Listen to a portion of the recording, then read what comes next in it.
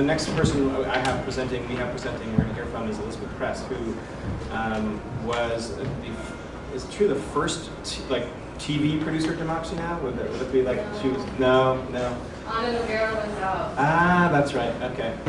So Elizabeth did that job though for 4 years. We have some other Democracy Now folks here as well. And Elizabeth is currently a producer, director, editor for Streetfilms. And I wanted to talk about that project. Some of you may not know about Streetfilms, but you'll be hearing about that in a minute. It's a pretty innovative, I think, interesting use of video to advance a progressive agenda, a social movement, a livable streets movement in this case. I think that's about all I got to say. So Elizabeth, take it away. Okay, so first of all, instead of showing you Streetfilms, I'm going to refer you to our website, and I'm actually going to just try to focus on what Mark asked us to talk about in terms of some of best practices and what we're trying to do with this project, and actually what it is, because I imagine most of you don't know what Streetfilms is.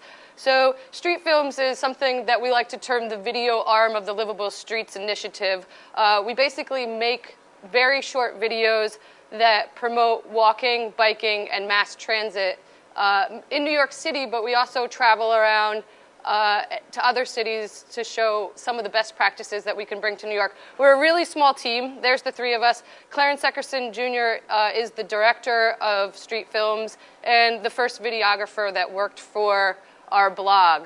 As I said at the beginning, we're part of something called the Livable Streets Initiative, which is a bigger network of blogs. So we do something called Streets Blog, which blogs now in New York, LA, San Francisco, DC, and then also has a network site which features blogs of other people blogging about transportation issues around the site. And we just have one person feeding this blog of other people's work.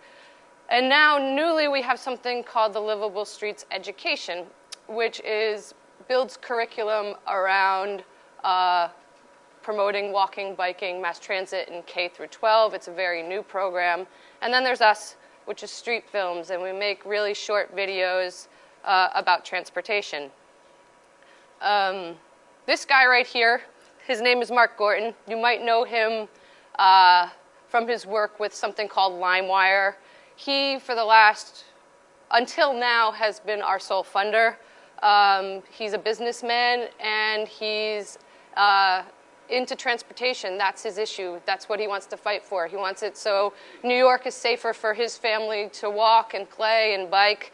So how this all started, Streets Blog started in 2006, and then halfway through the year, Streetfilms started appearing on the blog, but there was no real site for Streetfilms. And then about a year later, we started making more and more films. I haven't actually joined the team at this point, but then right before I joined, we got this website, which we started featuring just the films related to the mission of making streets safer for all users. So just to do a little quick flashback, this is what New York looked like in 2006 before Mayor Bloomberg started changing his philosophy about transportation. He says he likes traffic. It means more economic development. Then a year or so later, he hired this person whose name is Jeanette Sadiq Khan, and totally changed the mission of Streetfilms and the type of activism or advocacy work that we do. And she hired a lot of the advocates. So if you're from New York, you might see that the streets have been changing.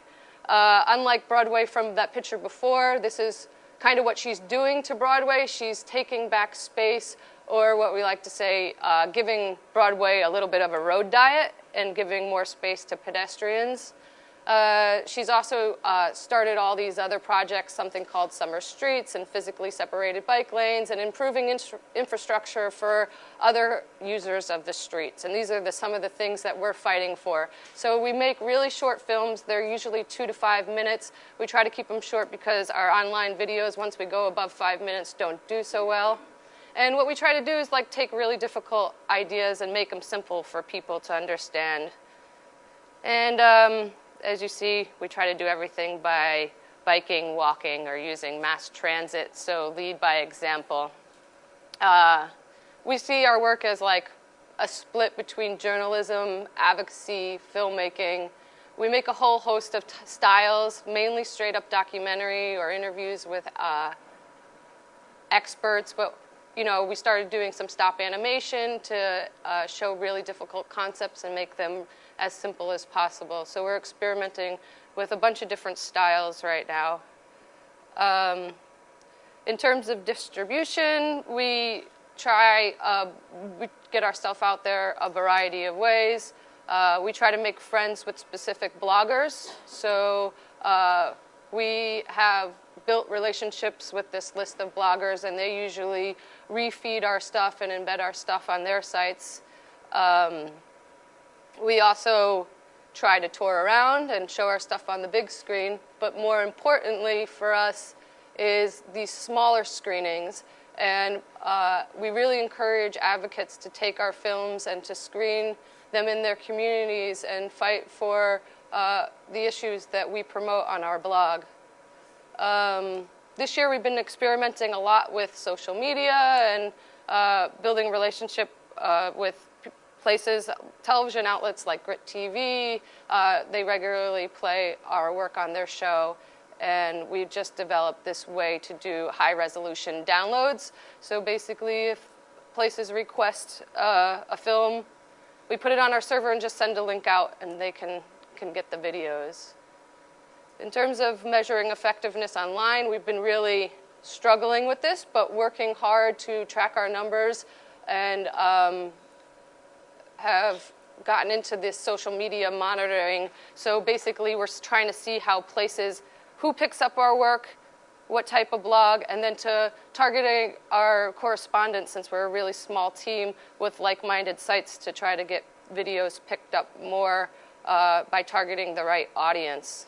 So just to give a really quick example, here's a piece that we did in 2007 on Bogota, Colombia's ciclovia.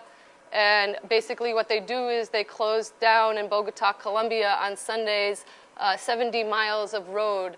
And when the traffic isn't really busy there, they open up the street for people to walk and exercise and do aerobics and et cetera. So not only did this video get a lot of views, but as you see from the quote there from the San Francisco Bike Coalition,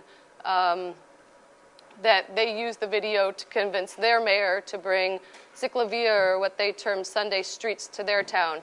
And also Portland, New York, Chicago, and Miami did the same, and all had Sunday streets in 2008. Here's just another quick example, but I feel like I might be running out of time, but I'm almost done, of a video on separated bike lanes in New York. And this was our first separated bike lane on 9th Avenue. And not only the views, but also that other cities are trying to bring separated bike lanes or improved infrastructure for cycling to their cities helps us measure what we're doing and what we should be doing and what we should be doing better. So as we move forward, these are some of our goals for the upcoming year. Basically, we are right now trying to become a proper 501c3.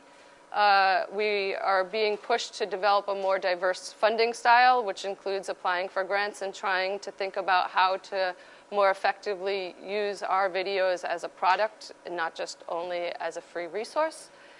And then we're really trying to do a lot more cross-blog collaboration, especially with building curriculum for schools to use our films along with the Livable Streets education. And that's basically it. And you can check out our films at streetfilms.org.